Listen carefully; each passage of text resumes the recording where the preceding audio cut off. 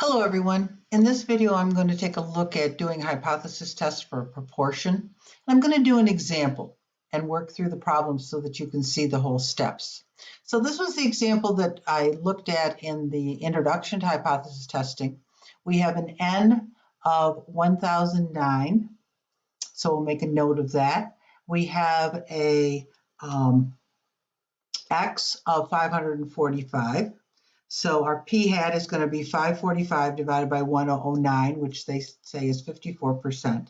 My testing my claim that the majority of consumers are not comfortable with drone deliveries, so majority would imply p must be greater than 0.5. So here's how I'm going to set up my hypothesis test, okay? So I'm going to write down what I have here. My alpha is going to be 0.05 or 0.505, excuse me. That's standard in the industry. You can use whatever value you want, but the standards usually are 0.05. If it's very mission critical, 0.01. If it's not too serious, maybe 0.1. Very rarely changes from that. Okay, my null hypothesis is going to be p is equal to 0, or not 0, 2.5. Okay, so that's my null hypothesis. P is equal to 0.5.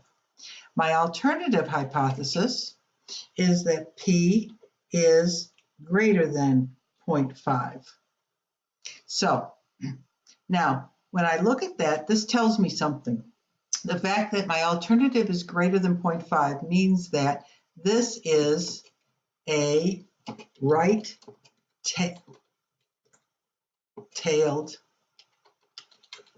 test.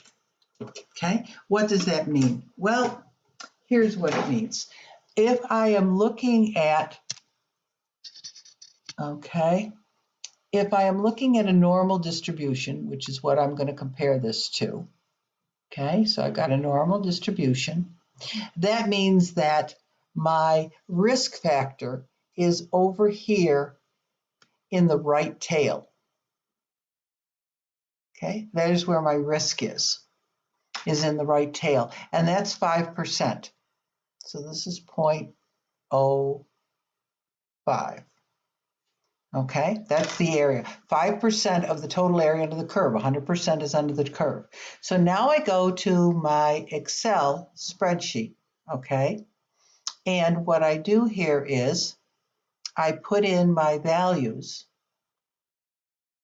I'm doing a one sample Z test, okay? And I'm testing n is equal to 1009. My x is 545, okay? And this sets up my p hat and my q hat. My population, my claim is 0.5. It's greater than, that's the magic number, 0.5. That's my threshold. And so, and it substitutes in here, test the condition to make sure that I can do a hypothesis test to begin with, okay, and then gets me a t-statistic.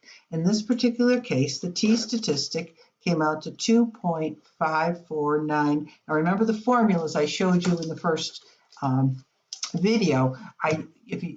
That's a formula that is here in this particular cell. Okay, now I've calculated for this because sometimes you have a right tail, sometimes you have a left tail, depends on, and you're going to get different p-values depending on which kind of test you're doing. Since I've determined this to be a right-tailed test, my p-value is 0.0053 or 54 if I round. Okay, so those are my answers. Now I come back to my my graph here. My test statistic then, okay, is 2.549. Okay, the p-value that is produced by that is a 0.0054. Now, what does that look like up here on this graph? Well, it looks like this.